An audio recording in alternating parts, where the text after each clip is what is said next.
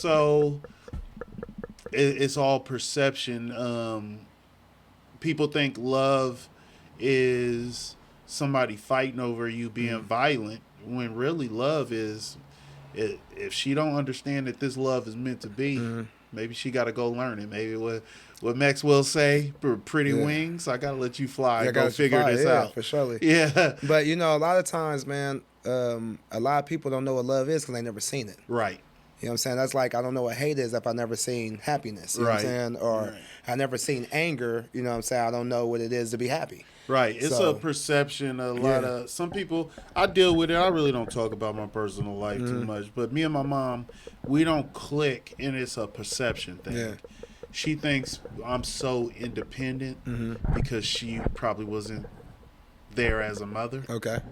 But me being independent, or I show respect to my mom because I had so many friends that was on drugs.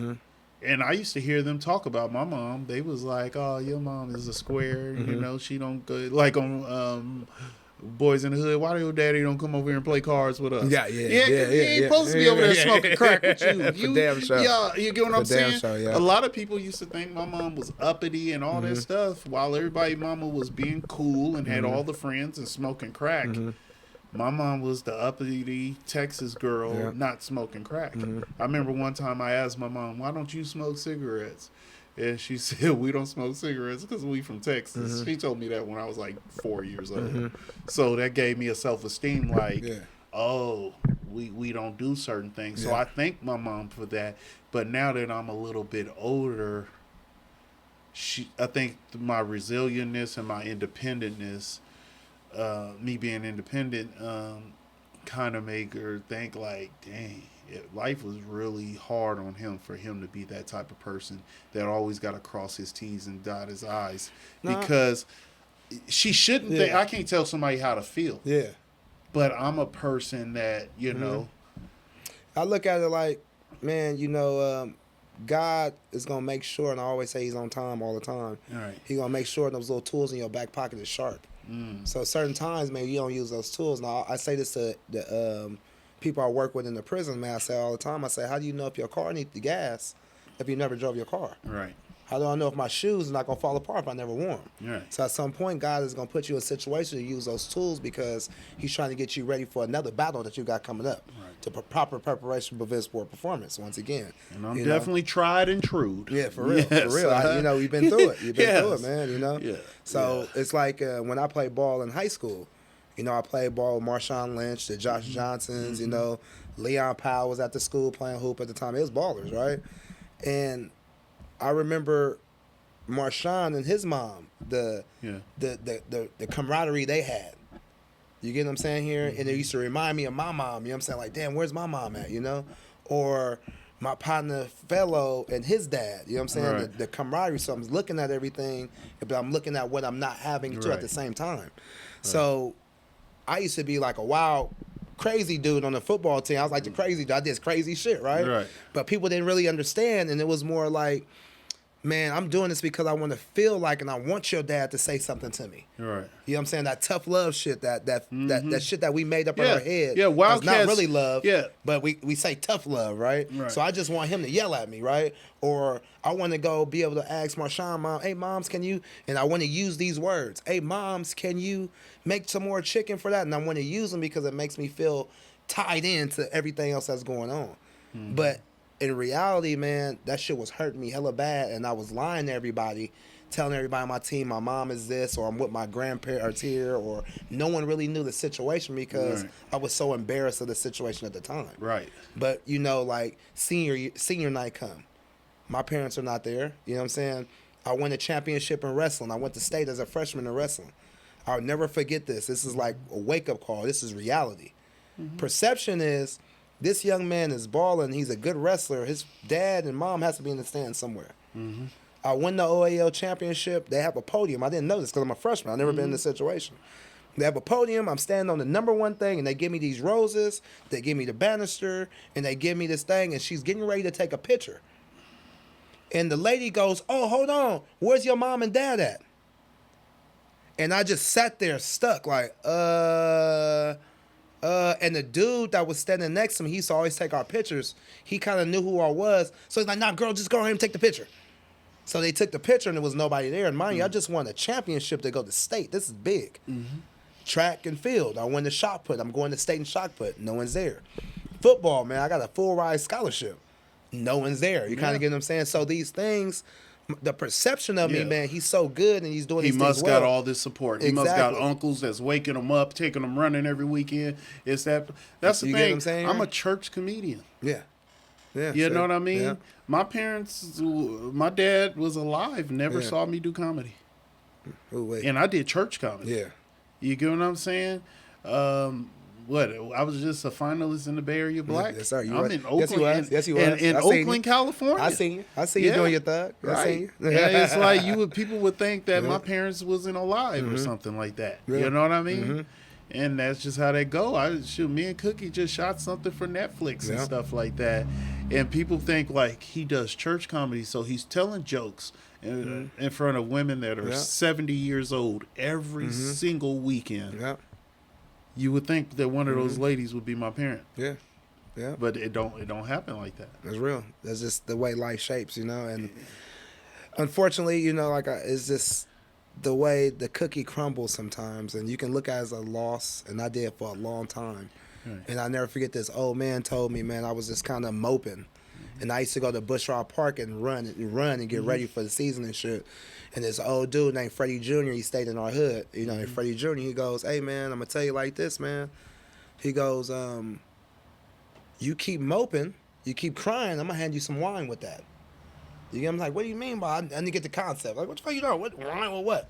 And he goes, you don't get it? Your ass is whining, man. I'm going to hand you some crackers. You dig? Right. So basically what he was saying was, you know. Nobody want to hear that. Nobody want to hear that. Make it happen. Right. This is your time to make it happen. You know what I'm saying? Right. So I kind of ran with that, and that was my mentality. Like, I felt like I had to destroy everything to get to where I need. Right. And I'll never forget one of my partners, we playing in a big-time game. And he just reminded me about a couple years ago about this. I was like, what the fuck? He goes, we're in a game, and he goes, somebody gets hurt. So he was on the bench, and the coach throws him in. Coach D throws him in. And at the time, I'm the captain on the defense, right? So he throw him in, and we need to stop. I think dude ended up scoring. He was guarding. We sitting on the bench, and we all getting yelled at. And when the coach walk away, he said, I look at him. I mean, you fucking suck, man. I don't even know what the fuck you playing for, right? And he goes, at the time, Johnny, I didn't understand it. Like, man, why is, and it was like, they was like, why is he so serious? They didn't understand the fact that this is all I have. Yeah. You get what I'm saying? This is all I got, man. So my mentality, I'm not in the kids mode. I'm not even enjoying. Right. I'm not enjoying the sport. Right. This is like a job. It's like I'm in the pros in high school because I make or break for me. If I don't get this scholarship, I'm stuck in the hood. You know what I'm saying? And I might have to go through the cycle again. So I'm already thinking ahead. Right. And I know I'm finna get emancipated. That's a whole nother aspect of it. Right. When you get emancipated, that means they're just kicking you out. You got nowhere to go. Right. So mind you, to finish my senior year at Tech, I had to make a decision because there was some things going on at the household to where they had to uproot and leave because we were getting evicted. I didn't want to move to East Palo Alto. Right. So I'm like, man, I don't want to go out there because I got my scholarship out here. And I said, I don't want to get lost. That's how nervous I was. Right? I'm thinking as an adult, as a kid. Right. So I tell my auntie, man, I'm calling my old social worker, and I'm going to see if they can put me in another foster home. Right. When I called my social worker, she couldn't believe it. Like, huh?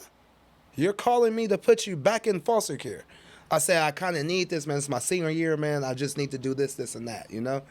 And she ended up making it happen, but it was the weirdest thing ever. Still to this day, when I think about it, I've never known another kid to call CSP to get put in foster care just so they can finish school and get that scholarship. That's how far I was thinking. There's no possible way I can live as a kid if I'm thinking 18 steps ahead as an adult. You get what I'm saying here? That's what happened. By the time I moved to Sacramento, when I was 16, but I was pretty much grown. Yeah. Yeah. So it's two things. Like 16 in Oakland years is like, nigga, you off the porch. Yeah, you off the porch. A grown nigga shoot you and not say I shot a kid. I shot a 16-year-old nigga that could have shot me first. He was tall too. Yeah, and he was tall too. So when I moved out here, people was like, I used to work at Ladies Foot Locker and I worked at McDonald's and I went to school every day. I didn't cut school. a lot of people was like, man, he always productive. He's always doing something. They think I was doing it before my parents, and my mom didn't even live in Sac no more. She moved to Lodi. Yeah, he was just out here. So people didn't realize I was living with a girlfriend. Okay. And people cool wasn't. Yeah, right. That's what. cool That's too. one thing I loved about Sacramento. It was always some in-house. Yes. Yeah, it was always some in-house. The damn show. Yeah. People didn't realize that. Oh, they thinking I got these jobs so I could just have shoes and extra money. It's like no. If I don't make it happen, it won't happen. Yeah, it won't happen, man.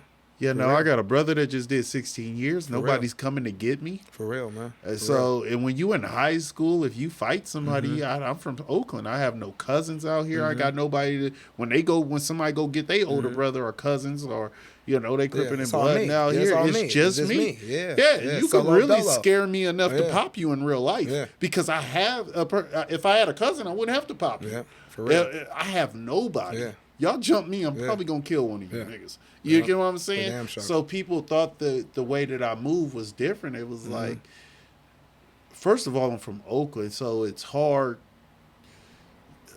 to get props from somewhere outside of Oakland when you're from Oakland. Well, not really. I ain't gonna lie. Well, me, I'm at the age. I'm talking about 6. Now that I'm grown, I understand that it's real cats from everywhere. I love all my cats from the Heights. I represent the Heights all the way. But at age 16 in 1998, wasn't nobody gonna tell me what's cool and what's not when I'm from Oakland. Nah. You're not gonna tell me I'm. We're the originators, man. Right. Come on, man. It's like you can't make me cool. Exactly. I'm from Oakland. Exactly. Yeah. You can't make me cool. Yeah. You know what I mean? So I'm already cool. Yeah. You know what I'm saying? I am the shit. You know what I'm saying? This is before, and I'm saying this is before the internet. So they doing stuff. We doing stuff in Oakland, and then I drive out here. Yeah. And they not even doing it yet. They late. So it was like it's certain things that I didn't have to prove. Now, it was different when I was in Richmond because I had a family member that lived on every block in Oakland.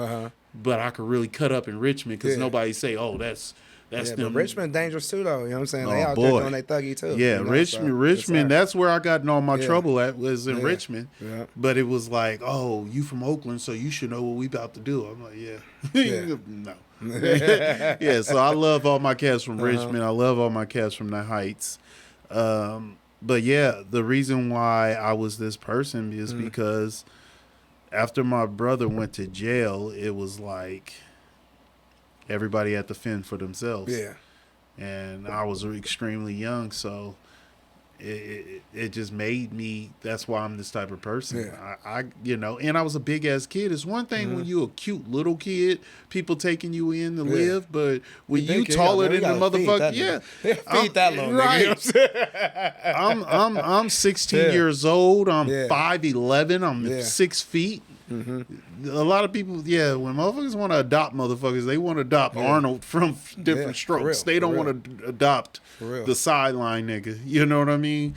I went through that. I went through that for damn show. Big kid eating everything. Yeah, because it's like, damn, what if we tell this nigga no and he start getting real Oakland on us? It's a big ass nigga to be calming down. I was living on 10th and Union. And my last foster home her name was Miss Davis. Old school, she had a Jerry curl and one gold tooth. I knew she was, I said, damn, what the hell did I get myself into? Right? This is my last foster home. I'm asking to be put in, they put me in there. So football season is taking off. These recruiters are starting to call. So I feel good because I feel like I done did what I needed to do. These dudes are calling me. Right. You know what I'm saying? So there's a coach, and his name was Mark Helfrich, and from Arizona State. So he pops up at the house. He don't call or nothing. He just pop up, and Miss Davis answered the door. So when she answered the door, it's this big-ass white dude with this big-ass ring on, right? And this tight-ass shirt on that's Arizona State on it. And in my head, I can see it, and I'm hella juiced like, yeah, he's here. I can hear her telling him, you got to call before you come over here, right? But in my head, I'm thinking like a movie. Like maybe just like Varsity Blues, you know what I'm saying? Yeah. Get on him, right? Get on him. Yeah, tell him you got a call, right? It's big time. So as he get in, we sitting at the table, And we going over everything. He's telling me how the medical work there and what the school has to offer. In my head, you can't tell me shit right now. Yeah. This is dude is sitting in front of my house, man. This is like a movie. I dreamed of this, right? So he goes to look at Miss Davidson to slide her the paperwork. And I can never forget this because it's like one of the most hurtfulest moments in my life when everything came into reality. This is reality right now, who I am. She slides the paper back to him. He ain't gonna be with me that long. That ain't my son. And he looks at me. This is a recruiter, man. He looks at me and looks back around and looks at me again, man. He didn't know what to say. He just slid me his card and was like, hey, young man, if you need anything, man, just give me a call, and walked out. Mm-hmm. You get what I'm saying here? It was the craziest moment ever, and how she looked at me because her son wasn't doing nothing. She had a son that was staying there too. So the perception of me was I was just a foster kid that she can get money out of. Right. But I'm not going to make anybody that she has and her family look bad on them because I'm going to be doing too much. Right. But in reality, I'm playing sports and I'm kind of getting my shit on, and she didn't want that. You get what I'm saying? So I ended up running away. I ran away. I went back to my old foster house, which is the Browns, and Miss Brown was there, and I'm crying and shit, you know, like, man, I can't believe she did that, man. She chased away this recruiter. So Miss Brown was like, we too old. We can't keep you because they got old, basically, you know? So I go to one of my mentors, HP, man, Spat stand up, and he hooked me up with a dude named Dave. One of the coolest dudes I know, man. He took me in. So I never went back to that home. I ended up going to Dave, man. Dave's house. I had my own little room. It was like my own little house, basically, in high school. So I ended up doing that, and everything ended up working out, man. I ended up leaving to go to college and shit. Yeah. But I'll never forget that, man. It was more of the, dude, I'm doing everything right. The perception of life, if you do everything right, you should get the right things coming back to you. That ain't how it works. That ain't how it works. The reality is, the brighter you shine in the dark, you still got people that want to be in the dark. Right. You got what I'm saying? That's the perception, too, is like, I can't even say, like, I got family members that don't love me, but I think they only know love in one way. Yeah. If I was going to jail, they would come and say, Tristan don't deserve to go to jail. Yeah. But I don't live a fucking life where I'm going to jail. Yeah, exactly, right? I'm on a flyer every weekend. Yeah. Right. So you can't. I got me and my brothers don't talk. Yeah. Yeah. Let me say we got to go kill a nigga. Yeah. They'll be all in the car. Yeah. Wiping off pistols. Yeah. Yeah. You get what I'm saying? Yeah. But I don't need that type of help. Mm-hmm. You get what I'm saying? Mm-hmm. I don't need that type of help. Or if I was sick, I have to be doing really bad for them to show their love, even though I made it so easy. No, your tools are just sharp. You was prepared early for your battles. Yeah, shit. I got that tub is a bunch of merch that say Tristan. Yeah. A bunch of hats that say Tristan. Yeah. Posters that say Tristan. Flyers that say Tristan. Yeah. But you don't use that in a courtroom. Mm-mm. You don't use that in a cancer place. You don't. So some people only know toxic love or tough love, tragic love. Yeah. I call it tough love. It's not even tough. We made it up. That's tragic love. It got to be attached to something else. Right. Yeah. If I told some niggas, that's tough love. Yeah. Some niggas come to my house to get the dope, then niggas will come and help me. Yeah. But I don't live that type of life where I'm putting people in danger, where they could say, you put me in danger and I was there for you, so I showed you love. Some motherfuckers just don't. I had one sibling, and I'm the youngest brother. Yeah. I had one sibling at my wedding. Yeah. I only got one sibling that met my child. Mm-hmm. You get what I'm saying? And I was there to raise all my other nieces and nephews. Yeah. You get what I'm saying? Yeah. That's just how the game goes. I'm not attached to some trauma story. Yeah. You know what I mean? It's not, I don't got a gambling problem. And people are saying, you judging people. You think just because you don't have a gambling problem, a drug problem, a beating up white girl problem, or this problem, or that problem, that I think I'm better than people. I was like, no, I got other problems. It's just not those. For surely. We all got our problems. I got some ways, The devil sure. know my phone number like he know everybody else's.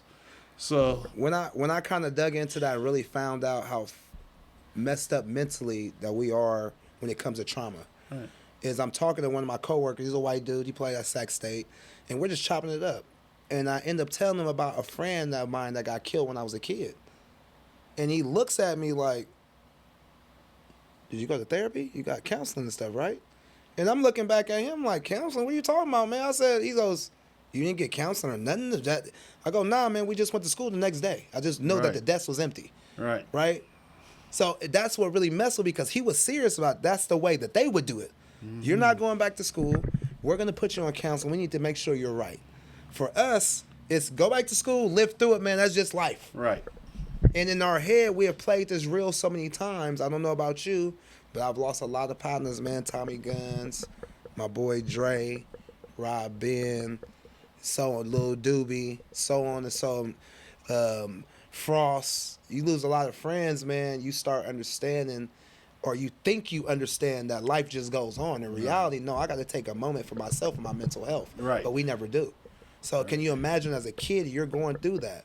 Your mentality starts to harden, because we never got counseling. We never got anything to come back on us and say, are you okay? Is this, hey, man, go back to school, man, or go back and go to practice or whatever. Life goes on. So as that kid gets older, he starts to think that this is a norm. And he passes that down to his kids and so on and so on. Just ignoring the fact of mental health is everything, right? We have to check in, and that doesn't happen, bro. Yeah. You know, and that's what really let me understand. When that dude looked at me in a serious face, you didn't get no counseling, no nothing? And it bothered me, because I'm like, hell no, we just went to school today. I had to go to school, man. You know what I'm saying? So that's an everyday thing in Oakland, though. That's every day. Yeah, I mean, it's the same thing. That's why the Heights, I don't look at the Heights as a hood. I look at it as a family, because the people that know me in the Heights, they know that the people that I was around every day, the people that introduced me to them, have gotten killed. Yeah. So they be like, man, that person introduced us to Tristan. Now he's killed, and Tristan's still in the hood. Yeah. That's Tristan's only friend, you know. Yeah. When Danikas died, they was like, oh, Tristan follows Danikas around. Then Danikas dead. Yeah. Okay, then Rob G dies. Well, Rob follows Rob G around. Yeah. And then he's gone. Mm-hmm. And then the next person is gone. So they be like, damn, I know for a fact that Tristan is closer to them cats that are dead, and he's just left in the hood. Yeah. He's their partner, and they're gone. Mm-hmm. You get what I'm saying? Yes, when it comes to the Heights, I only know the people my age. Yeah. I don't know nobody older. I don't know nobody younger. Yeah. And people know that the cats that I was around, because I moved from Oakland, and we moved so much that the football thing, I was like, we ain't going to live in Sacramento. I'm long enough to start playing football. I'm a street nigga. So I tried to hang around everybody that didn't play sports. You know what I mean? Yeah. So I don't feel weird. Because if I'm hanging around people and they be like, oh, we got to get ready for football practice, that's going to feel awkward. Yeah. Especially since I'm 10 times bigger than them. Yeah, for sure. Yeah, they're like, why your big ass ain't on the field? No, I want to be around cats that got the same situation as me. And when I got to Sacramento, the Heights is a football community. Yeah, for damn sure. So I made sure that I was around people that had nothing to do with sports. You know, so that kind of led me to be around people that would end up getting killed. Yeah, for damn sure. You know what I mean? Yeah. And that's how the game I'll never forget this, man. And this is like the coldest story. I was just talking to my partner Dave about this, man. I got into a fight in middle school with my partner Tommy Guns, RIP. We got into a fight. We don't even know why. But we all rode bikes together. There used to be like 20 of us, right? Go ride bikes in Richmond, Frisco, wherever, right? But we all met up at my granddad's house right there. So one day they pull up. I just got into a fight. I got suspended on Thursday. They pull up on the Saturday like, hey, Mr. Brown, is Johnny here? We going to go ride bikes. My brother like, nah, man, Johnny ain't going nowhere. He goes, hold on, didn't he just have a fight with you? So Thomas is there, oh, man, but that's my dude, man. You know, we just had a fight. We don't even know why, right? So my grandpa go, all right, man, I'll let Johnny go with y'all. But y'all gonna sit in the grass and listen to us, man. You're gonna listen to what I got to say first. Now I'll let Johnny go. Everybody put their bikes down, you know. Everybody sit in the grass, damn near Indian style type shit. And he breaks this shit down so cold. He goes, I'm gonna tell y'all, man, value y'all friendships now. He goes, there's a lot of y'all out here, and this is a beautiful thing because you're not gonna see this when you get older. He goes, half of y'all, unfortunately, is gonna be dead. He goes, the other few of y'all are gonna be feuding over some girl or something like that. He said, then the other two of y'all, a few more of y'all gonna be locked up in prison for the rest of y'all life. Then he says, it's only gonna be about three or two of y'all left. Right. 2 or 3 of y'all left. And he goes, y'all, and it's gonna be very hard for y'all to get together and hang out like y'all used to because y'all gonna live on different sides of the earth. Right. Some people gonna live in a different city. It's gonna be very hard. Right. So he goes, value that shit now, man. I'm telling y'all. Right. We get up, we get on our bike. I'll never forget this. Thomas is laughing. Little Tommy laughed like, man, your grandpa always trying to kick knowledge, man, right? Stevie riding around, he cracking up. Like, your grandpa is a fool, right? All my partners. Probably about, I want to say, let's say 10 years later. 10 years later, little Tommy get killed. A couple years after that, little Stevie get killed. Mind you, these are the same dudes that we were just riding bikes with 10 years ago. Right. And this is really taking place of what he just said. Right. So it's like that game that you're given, that's what Oakland was made of to me, and that's what it meant to me. It gave me a hella game. Right. To where it kept my head on the swivel 24/7. You kind of get what I'm saying? I was able to do things that was the average kid couldn't do. Like, you wouldn't know if I told you right now, man, I never went to 3rd grade. Never even attended 3rd grade. And I didn't even know this until recently. 3rd grade is one of the most vital parts of education. Right. 4th grade, I came in late. Very late in 4th grade, right? And towards the end, basically.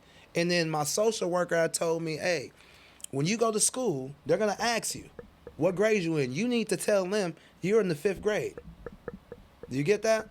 So I came in late in the 4th grade and instantly went to 5th grade and wasn't even in class 2 years.